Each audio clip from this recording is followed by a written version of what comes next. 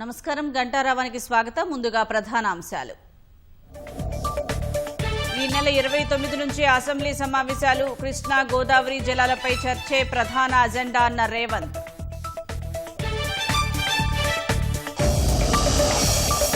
ఫిబ్రవరిలో మున్సిపల్ ఎన్నికలు నిర్వహించే యోచనలో సర్కార్. 3 కార్పొరేషన్లుగా జీహెచ్ఎంసీ విభజనపై మంత్రులతో సీఎం ఆరా.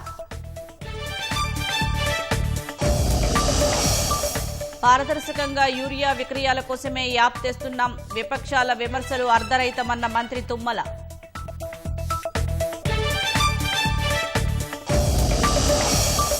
రాష్ట్రంలో ఎస్ఐఆర్ అమలుకు కొనసాగుతున్న ముందస్తు ఏర్పాట్లు. క్షేత్రస్థాయిలో మ్యాపింగ్ సర్వేను వేగవంతం చేసిన అధికారులు.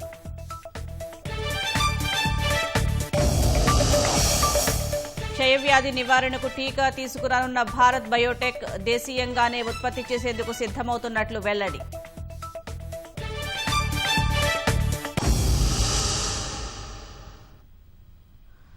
కృష్ణా గోదావరి జలాలపై ఈ నెల 29 నుంచి అసెంబ్లీ సమావేశాలు నిర్వహించే అవకాశం ఉంది. ప్రాజెక్టుల నిర్మాణం, నీటి కేటాయింపులు, రాష్ట్ర విభజన తర్వాత చేసిన వ్యయం వంటి అన్ని అంశాలను సమగ్రంగా చర్చించేందుకు అసెంబ్లీ సమావేశాలు జరపాలని సీఎం రేవంత్ రెడ్డి మంత్రులతో నిర్వహించిన ఇష్టాగోష్ఠిలో చర్చించినట్లు తెలుస్తోంది. జనవరిలో నూతన సర్పంచ్లందరితో హైదరాబాద్లో భారీ సభ ఏర్పాటుకు నిర్ణయించినట్లు సమాచారం. నదీ జలాలు, నీటి ప్రాజెక్టుల నిర్మాణంపై బీఆర్ఎస్ పోరుబాటకు సిద్ధమవుతుండటంతో బలంగా తిప్పికొట్టేందుకు సర్కార్ సన్నద్దమవుతోంది. కమాండ్ కంట్రోల్ సెంటర్లో మంత్రులతో సమావేశమైన సీఎం రేవంత్ రెడ్డి కృష్ణా గోదావరి జలాలతో పాటు పంచాయతీ ఎన్నికల ఫలితాలపై చర్చించారు. పంచాయతీ ఎన్నికల్లో ఉత్తమ ఫలితాలు సాధించినందుకు మంత్రుల్ని అభినందించారు. ఫిబ్రవరిలో మున్సిపల్ ఎన్నికలు నిర్వహించారని భావించిన ఓటర్ల జాబితాల్లో సవరణల తర్వాత తుది నిర్ణయం తీసుకుంటారని సమాచారం.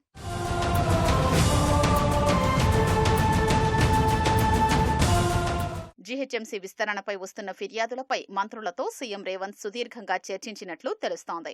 విస్తరణ పూర్తయిన తర్వాత నగరాన్ని 3 నగరపాలక సంస్థలుగా విభజిస్తే ఎలా ఉంటుందని చర్చించినట్లు సమాచారం. ప్రస్తుతమున్న జీహెచ్ఎంసీ పరిధిని అలాగే ఉంచి కొత్తగా ఏర్పడిన డివిజన్లతో మరో 2 నగరపాలక సంస్థలు ఏర్పాటు చేయొచ్చని చెప్తున్నారు. కొత్తగా ఏర్పడే నగరపాలక సంస్థల్లో ఒక్కో దానిలో 70 నుంచి 80 డివిజన్ల పరిధితో తొలుత ఉండొచ్చని, ఆ తర్వాత 100కు పెంచాలనే ప్రతిపాదనలపైన మంత్రులతో ముఖ్యమంత్రి చర్చించినట్లు తెలుస్తోంది. డివిజన్లలో మార్పులపై భారీగా ఫిర్యాదులు రావడానికి కారణాలపైన ఆరా తీసినట్లు సమాచారం. నగర విస్తరణపై ఆర్డినెన్స్ జారీ చేయాలని సమావేశం నిర్ణయించినట్లు తెలుస్తోంది. నగర విస్తరణతో పాటు మౌలిక సదుపాయాలు పెరుగుతాయని, అభివృద్ధి పనులు పుంజుకుంటాయని మంత్రులు అభిప్రాయపడినట్లు తెలుస్తోంది. నగర విస్తరణ తర్వాత రాజకీయంగా వచ్చే మార్పులపైన మంత్రులు చర్చించారని సమాచారం.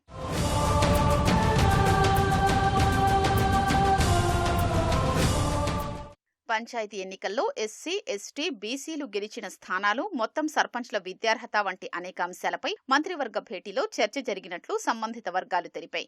గెలిచిన సర్పంచ్లకు స్థానిక పరిపాలనపై శిక్షణ ఇప్పించాలని నిర్ణయించినట్లు సమాచారం. సంక్రాంతి వరకు సర్పంచ్లందరితో హైదరాబాద్లో భారీ సభ ఏర్పాటు చేయాలని నిర్ణయించినట్లు తెలుస్తోంది. పంచాయతీల వారీగా పోటీ చేసి గెలిచిన, ఓడిన పార్టీల మద్దతుదారులకు వచ్చిన ఓట్ల వివరాల్ని మండలాలు, నియోజకవర్గాలు, జిల్లాల వారీగా తయారు చేసి విశ్లేషించాలని నిర్ణయించినట్లు సమాచారం. 2023లో బీఆర్ఎస్ అధికారంలో ఉన్నప్పుడే పాలమూరు రంగారెడ్డి డీపీఆర్ వెనక్కొచ్చిందని సమావేశంలో చర్చ జరిగింది. ఎన్జీటీ కేసుపై సుప్రీంకోర్టులో వాదనలు జరిగినప్పుడు తాగునీటి ప్రాజెక్టుగానే చేపడతామని అప్పటి ప్రభుత్వం చెప్పగా 7.25 టీఎంసీలకే పనులు చేయాలని కోర్టు చెప్పిందని వెల్లడించారు. 80 టీఎంసీలతో పూర్తి స్థాయిలో చేపట్టేందుకు కాంగ్రెస్ సర్కార్ చర్యలు తీసుకుంటుంటే ప్రజల్ని తప్పుదారి పట్టించేలా కేసీఆర్ మాట్లాడారని సీఎం చెప్పినట్లు తెలుస్తోంది. ఆ విషయంపై అసెంబ్లీ వేదికగా చర్చించాల్సిన అవసరం ఉందని ముఖ్యమంత్రి రేవంత్ ప్రతిపాదించగా మంత్రులందరూ అంగీకరించినట్లు సమాచారం. 29వ తేదీ నుంచి సమావేశాలు పెట్టి కృష్ణా గోదావరి బేసిన్ల గురించి సమగ్రంగా చర్చించాలని నిర్ణయం తీసుకున్నట్లు తెలిసింది. 3 నుంచి 4 రోజుల పాటు అసెంబ్లీ జరిగే అవకాశాలు ఉన్నట్లు సమాచారం. పంచాయతీ ఎన్నికల ఫలితాలు, శాసనసభ సమావేశాలు, కార్పొరేషన్ పదవుల భర్తీ, తాజా రాజకీయ పరిణామాలు ఇలా పలు అంశాలపై ముఖ్యమంత్రి వివరాలు చెప్పినట్లు సమాచారం.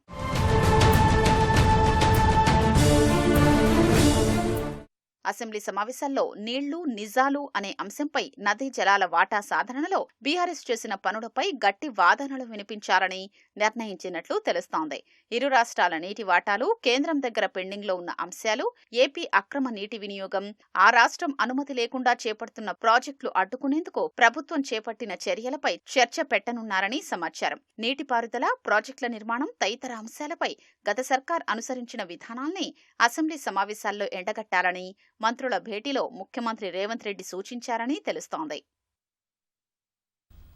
పారదర్శకంగా యూరియా సరఫరా చేయడంతో పాటు రైతుల సమయాన్ని ఆదా చేసే లక్ష్యంతో ఫెర్టిలైజర్ బుకింగ్ యాప్ తెస్తున్నట్లు వ్యవసాయ శాఖ మంత్రి తుమ్మల నాగేశ్వరరావు స్పష్టం చేశారు. రైతులను మోసం చేయాలనే ఉద్దేశంతో ఉండేవారికి ప్రభుత్వం చేసే ఏ పనైనా మోసంలాగే కనిపిస్తుందని ఆక్షేపించారు. 10 ఏళ్లు అధికారంలో ఉన్నామని చెప్పుకునే వారికి యూరియా ఎవరిస్తారు, ఎక్కడి నుంచి వస్తుందో తెలియదా అని ప్రశ్నించారు. స్వార్థ రాజకీయాల కోసం ఇష్టారీతిన మాట్లాడటం సరికాదంటూ సూచించారు.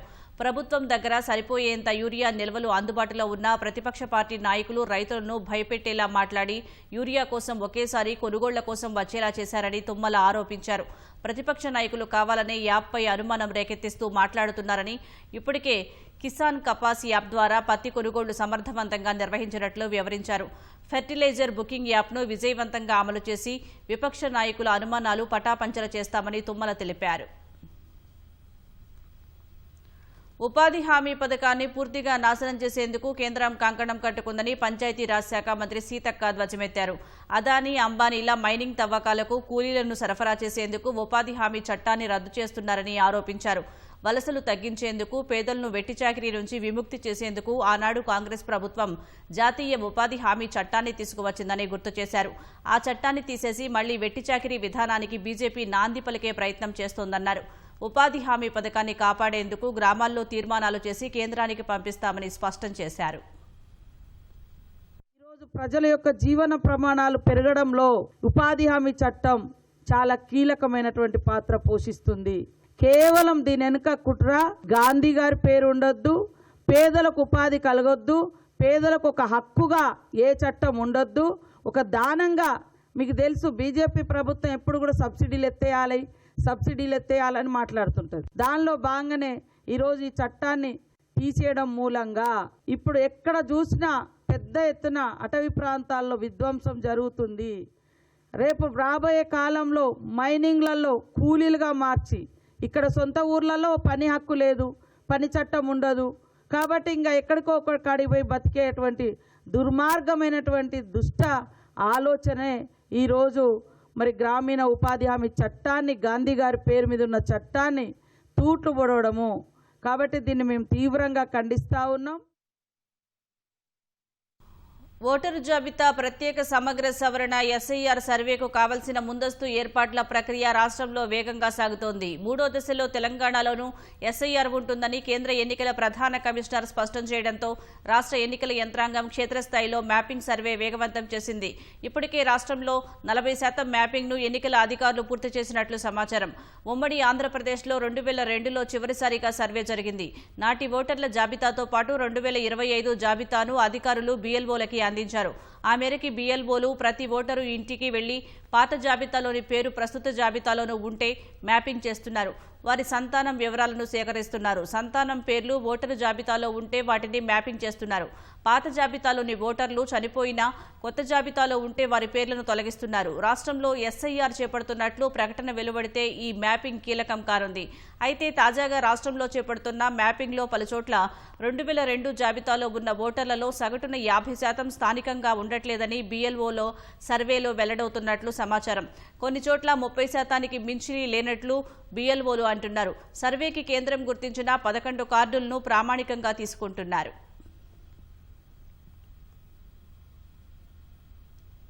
హైడ్రా పునరుద్ధరించిన చెరువుల వద్ద పతంగుల పండుగ నిర్వహించనున్నట్లు ప్రభుత్వ ప్రధాన కార్యదర్శి రామకృష్ణారావు తెలిపారు. సికింద్రాబాద్ పరేడ్ గ్రౌండ్స్లో జనవరి 13 నుంచి 15 వరకు అంతర్జాతీయ పతంగుల పండుగపై సచివాలయంలో రామకృష్ణారావు సమీక్షించారు. నీటి వనరుల పునరుద్ధరణలో సాధించిన విజయాలను ప్రజలకు తెలిపేలా సీఎం రేవంత్ రెడ్డి ఆకాంక్ష మేరకు హైడ్రా పునరుద్ధరించిన చెరువుల వద్ద కైట్ ఫెస్టివల్ నిర్వహించాలని సీఎస్ తెలిపారు. జీహెచ్ఎంసీ, హెచ్ఎండీఏ హైడ్రా సమన్వయంతో ఏర్పాటు చేయాలని సూచించారు. కైట్ ఫెస్టివల్ కి ప్రత్యేక గుర్తింపు, విస్తృత ప్రచారం కల్పించేలా సరైన పేరు, ప్రత్యేక బ్రాండింగ్, ఆకర్షణీయమైన లోగో రూపొందించాలని అధికారులను ఆయన ఆదేశించారు. జనవరి తొలివారంలో మంత్రులు చెరువులను సందర్శించి ఏర్పాట్లు సమీక్షిస్తారన్నారు. పునరుద్ధరించిన చెరువులపై హైడ్రా కమిషనర్ రంగనాథ్ ప్రజెంటేషన్ ఇచ్చారు.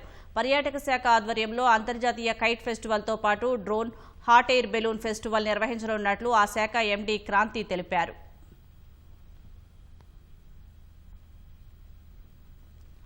కబ్జాల చెర నుంచి ప్రభుత్వ భూములను రక్షించడమే లక్ష్యంగా హైడ్రా ముందుకు వెళ్తోంది. గ్రేటర్ హైదరాబాద్ శివారు అమీన్పూర్లో 5 కోట్ల విలువైన పార్కు స్థలాన్ని హైడ్రా అధికారులు రక్షించారు. అమీన్పూర్ సర్వే నెంబర్ 1019, 1020 పిలో గతంలో 2.27 ఎకరాల పరిధిలో లేఅవుట్ వేశారు. అందులో 672 గజాల స్థలాన్ని పార్కు కేటాయించారు. ఆ కేటాయించిన పార్కు స్థలాన్ని 2013లో భూ యజమాని బంధువుకి గిఫ్ట్ డీడ్ చేశాడు. ఆ విషయంపై స్థానికులు హైడ్రాకి ఫిర్యాదు చేయగా రెవెన్యూ, మున్సిపల్ అధికారులతో క్షేత్రస్థాయిలో విచారణ చేసి పార్కు స్థలమేనని నిర్ధారణకు వచ్చారు. వెంటనే ఆక్రమణలను తొలగించి 672 గజాల పార్కు స్థలం చుట్టూ ఫెన్సింగ్ వేసి హైడ్రా అధికారులు బోర్డులు ఏర్పాటు చేశారు. దశాబ్ద కాలంగా పార్కు స్థలం కోసం పోరాడుతున్నామని, హైడ్రాతోనే సాధ్యమైందని స్థానిక ప్రతినిధులు సంతోషం వ్యక్తం చేశారు. హైడ్రా జిందాబాద్ అంటూ అధికారులకు స్థానికులు ధన్యవాదాలు తెలిపారు.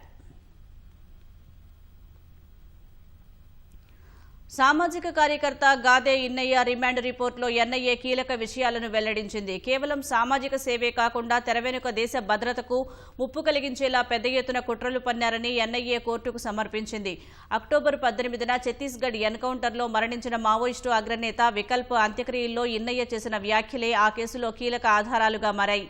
సుమారు 200 మంది సమక్షంలో అమరుల బంధుమిత్రుల సంఘం పేరిట నిర్వహించిన సభలో ఇన్నయ్య అత్యంత వివాదాస్పద ప్రసంగం చేశారని ఎన్ఐఏ పేర్కొంది.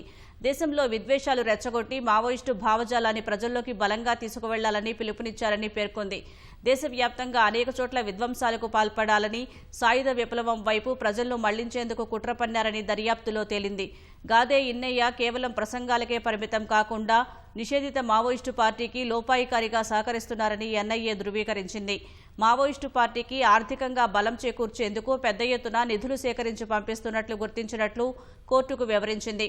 నవంబర్ 24న నమోదైన ఈ కేసు దర్యాప్తులో భాగంగా సేకరించిన సాక్ష్యాలను బట్టి ఇన్నయ్యను రిమాండ్కు తరలించాలని కోరింది. జీహెచ్ఎంసీ పరిధిలో మొండి బకాయిలున్న ఆస్తి పన్ను చెల్లింపుదారులకు ప్రభుత్వం ప్రత్యేక రాయితీ ప్రకటించింది. 2025-26 ఆర్థిక సంవత్సరానికి సంబంధించిన ఆస్తి పన్ను చెల్లింపులో వన్ టైం స్కీమ్ను అమలు చేస్తున్నట్లు సీఎస్ రామకృష్ణారావు ఉత్తర్వులు జారీ చేశారు. జీహెచ్ఎంసీ పరిధిలోని అన్ని ప్రభుత్వ, ప్రైవేటు ఆస్తులకు సంబంధించిన మొండి బకాయిలన్నీ ఓటీఎస్ కింద ఒకేసారి చెల్లిస్తే వడ్డీపై 90% రాయితీ ఇవ్వనున్నట్లు ఉత్తర్వుల్లో పేర్కొన్నారు. కరీంనగర్ జిల్లా వ్యాప్తంగా నిర్వహించే సమ్మక్క సారలమ్మ జాతర కోసం అధికారులు సమన్వయంతో పనిచేయాలని జిల్లా కలెక్టర్ పమేలా సత్పతి కోరారు. వచ్చే నెల జనవరి 28 నుంచి 31 వరకు నిర్వహించే సమ్మక్క సారలమ్మ జాతరకు అన్ని ఏర్పాట్లు చేయాలని అధికారులను ఆదేశించారు. దేవాదాయ శాఖ ఆధ్వర్యంలో కలెక్టరేట్ కాన్ఫరెన్స్ హాల్లో జాతర ఏర్పాట్లపై సమీక్ష నిర్వహించారు. జాతర జరిగే ప్రదేశాల్లో వాహనాల పార్కింగ్ కోసం ప్రత్యేక స్థలం కేటాయించాలని, హైమాస్ లైట్లు, బ్యారికేడ్స్ ఏర్పాటు చేయాలని ఆదేశించారు. తాత్కాలిక మరుగుదొడ్లు, నీటి వసతి కల్పించడంతో పాటు తాత్కాలికంగా కరెంటు పోల్స్ ఏర్పాటు చేసి విద్యుత్ దీపాలు అమర్చాలన్నారు. చుట్టుపక్కల ఉన్న గ్రామాల్లోంచి ప్రజలు పెద్ద సంఖ్యలో హాజరయ్యే అవకాశం ఉందని సిపి గౌస్ ఆలం తెలిపారు.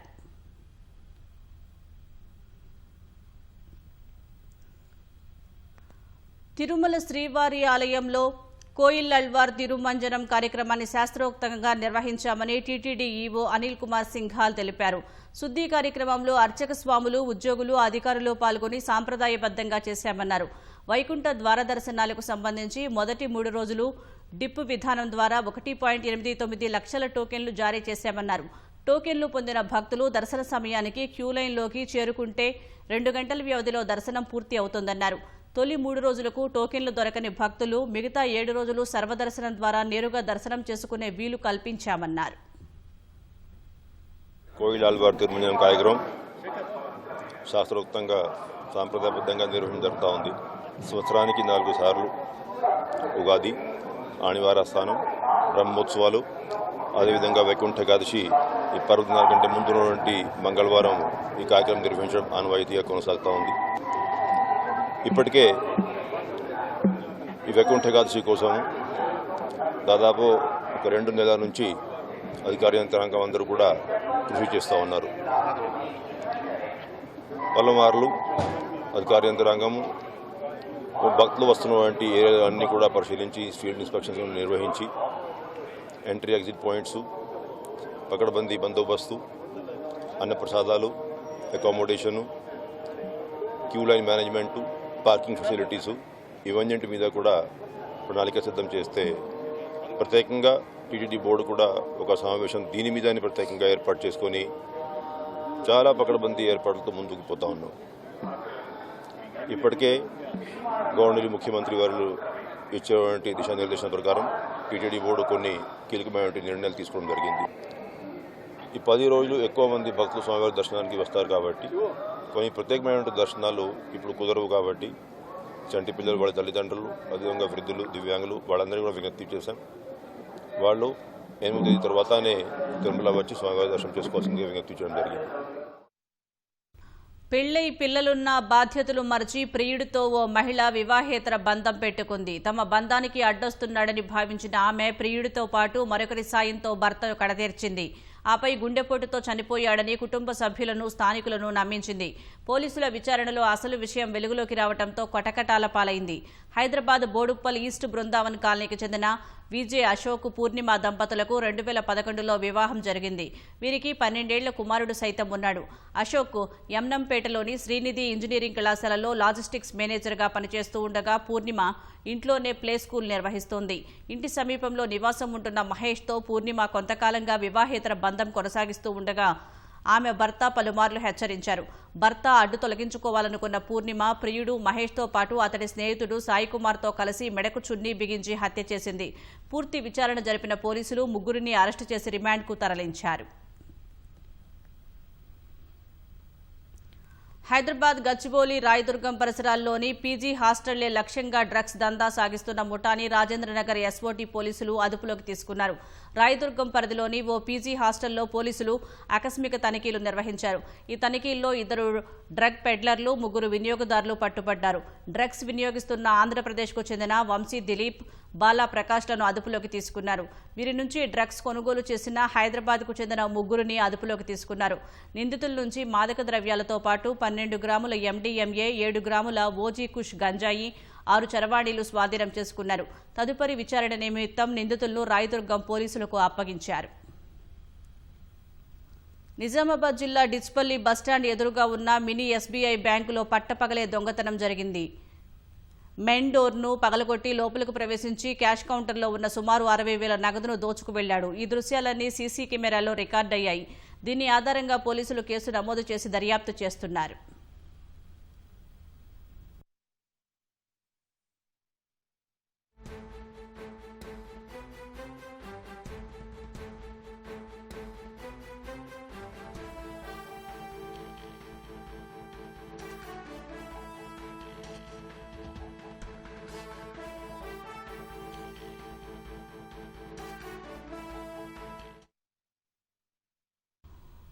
ఆర్టీసీ ఉద్యోగులను లక్ష్యంగా చేసుకుని మోసాలకు పాల్పడుతున్న వ్యక్తిని హైదరాబాద్ కాచిగూడ పోలీసులు అరెస్టు చేశారు. రంగారెడ్డి జిల్లా సరూర్ నగర్ పరిధిలోని గాయత్రి నగర్కు చెందిన నిందితుడు సుధీర్ని పోలీసులు అదుపులోకి తీసుకున్నారు. నిందితుడు ఈజీ మనీకి అలవాటు పడి ఆర్టీసీ ఉద్యోగులను లక్ష్యంగా చేసుకుని మోసాలకు పాల్పడుతున్నట్లు గుర్తించారు. ఇప్పటి వరకు 16 మంది ఆర్టీసీ ఉద్యోగులను నిర్లక్ష్యం పేరిట మోసానికి పాల్పడిన సుధీర్ పలువురి డబ్బులు వసూలు చేసినట్లు తెలిపారు. 3 కమిషనరేట్ల పరిధిలో నిందితుడు సుధీర్పై 10 కేసులు ఉన్నాయని పోలీసులు తెలిపారు. గతంలో ఉద్యోగాలు ఇప్పిస్తామని పలువురు నిరుద్యోగుల నుంచి 3 కోట్ల వరకు వసూళ్లకు పాల్పడినట్లు డీసీపీ బాలస్వామి వెల్లడించారు. పరిధిలో కె సుధీర్ అనే వ్యక్తిని ఈరోజు అరెస్ట్ చేయడం జరిగింది. ఇతని యొక్క మోటివ్ ఏంటి అంటే ఆర్టీసీ బస్సులలో తిరుగుకుంటూ ఆర్టీసీ డ్రైవర్స్ ని, తర్వాత కండక్టర్స్ వాళ్ళు ఎప్పుడైనా డ్యూటీలో జస్ట్ స్లీపింగ్ చేయడం అట్లాంటివి చేసినప్పుడు వీడియోలు తీసి వాళ్ళను బెదిరించి వాళ్ళతోటి మనీ ఎక్స్ట్రాక్ట్ చేయడం జరిగింది. ఈ సంవత్సరమే దాదాపు 10 కేసెస్ రిజిస్టర్లు అయినాయి. చాలా మందిని జాబ్స్ ఇప్పిస్తాము, తర్వాత స్టాల్ ఇన్సూరెన్స్ కంపెనీలో పనిచేసి జాబ్స్ ఇప్పిస్తామని కూడా దాదాపు 3 crores వరకు కూడా చీట్ చేయడం జరిగింది 2017లో. దీనికి సంబంధించి 2017లో మీర్పేట్ పిఎస్ఎంస్ లో 2 FIRs అయినాయి. తను రిమాండ్ కావడం జరిగింది. తర్వాత బయటకు వచ్చిన తర్వాత ఈ ఆర్టీసీ కండక్టర్లు అనే డ్రైవర్లు వీళ్ళ యొక్క లూప్ హోల్స్ ను పట్టుకొని ఇట్లాంటి హరాస్మెంట్ చేస్తా ఉన్నాడు వాళ్ళతోటి. యాదాద్రి జిల్లా మోత్కూరు మున్సిపల్ కేంద్రంలో కోతుల బెడద రోజురోజుకు ఎక్కువవుతోంది. ఇళ్లు దుకాణాల ముందు చేరడంతో ప్రజలు భయపడి రోడ్లపైకి రాలేకపోతున్నారు. 2 బృందాలుగా మారి వీధుల్లో పోట్లాడుకుంటున్నాయి. దీంతో వాహనాలపై వెళ్లే వారికి ఇబ్బందిగా మారుతోంది. కోతుల బెడదకు దుకాణాలు తెరవని పరిస్థితి నెలకొంది. కోతుల బారి నుంచి తమను కాపాడమంటూ అధికారులు కోరుకుంటున్నారు.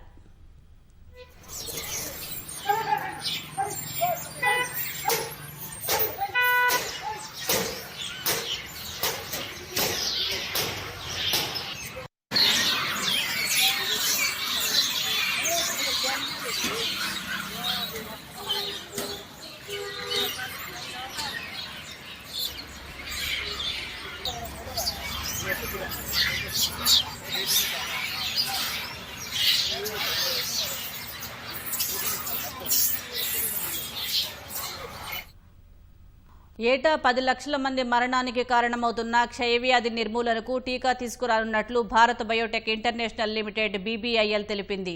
ఈ మేరకు MTB వ్యాక్ అనే ఈ టీకాను భారత్లో ఉత్పత్తి చేయడానికి సిద్ధమవుతున్నట్లు చెప్పింది. అందుకు అవసరమైన సాంకేతిక పరిజ్ఞానాన్ని భారత్ బయోటెక్ బయోఫ్యాబ్రీ అనే అంతర్జాతీయ టీకాల కంపెనీ బదిలీ చేయడాన్ని ప్రారంభించింది. ఈ టీకా అభివృద్ధి కోసం BBIL గత 3 ఏళ్లుగా బయోఫ్యాబ్రీతో కలిసి పనిచేస్తోంది. ఇప్పటికే మన దేశంలో 2 దశల క్లినికల్ పరీక్షలు విజయవంతంగా పూర్తవగా 3వ దశ పరీక్షలు చేపట్టడానికి BBIL సన్నాహాలు చేస్తోంది. 2026 ప్రారంభంలో 3వ దశ క్లినికల్ పరీక్షలు మొదలయ్యే అవకాశం ఉన్నట్లు తెలుస్తోంది. క్షయవ్యాధి టీకాల్లో సజీవమైన అటెన్యూయేటెడ్ మైకోబాక్టీరియం టీకా ఇదొక్కటే కావటం విశేషం. అప్పుడే పుట్టిన బిడ్డలతో పాటు పెద్దవాళ్లలో సైతం పనిచేసేలా దీన్ని అభివృద్ధి చేశారు. భారత్తో పాటు క్షయ తీవ్రత అధికంగా ఉన్న ఆఫ్రికా, ఆగ్నేయ ఆసియాలోని దాదాపు 70 దేశాలకు ఈ టీకా సరఫరా చేస్తామని Bharat Biotech executive chairman doctor Krishna ఎల్లా తెలిపారు. ఆవిష్కరణ అందరికీ అందించడం అనేవి భారత్ బయోటెక్ అనుసరిస్తున్న ప్రాథమిక సూత్రాలని పేర్కొన్నారు. మలయాళ స్టార్ హీరో మోహన్ లాల్ నటించిన భారీ బడ్జెట్ చిత్రం వృషభ నందకిషోర్ దర్శకత్వంలో connect media, Balaji telefilms, Abhishek Vyas studios సంయుక్తంగా నిర్మించిన ఈ చిత్రం మలయాళం, తెలుగులో ఏకకాలంలో చిత్రీకరించారు. అన్ని కార్యక్రమాలు పూర్తి చేసుకున్న ఈ చిత్రం ఎల్లుండి భారీ ఎత్తున విడుదలవుతుంది. తెలుగులో ఆ చిత్రాన్ని గీతా ఫిల్మ్ డిస్ట్రిబ్యూషన్ సంస్థ విడుదల చేస్తోంది. ఈ సందర్భంగా హైదరాబాద్కి వచ్చిన కథానాయకుడు సమర్జిత్ లంకేష్, కథానాయిక నయనసారిక, నటుడు అలీ, నిర్మాత బన్నీ వాసులతో కలిసి అనుభవాలను పంచుకున్నారు. పతాక సన్నివేశాలు ప్రేక్షకులను కట్టిపడేస్తాయని నిర్మాత బన్నీ వాసు తెలిపారు.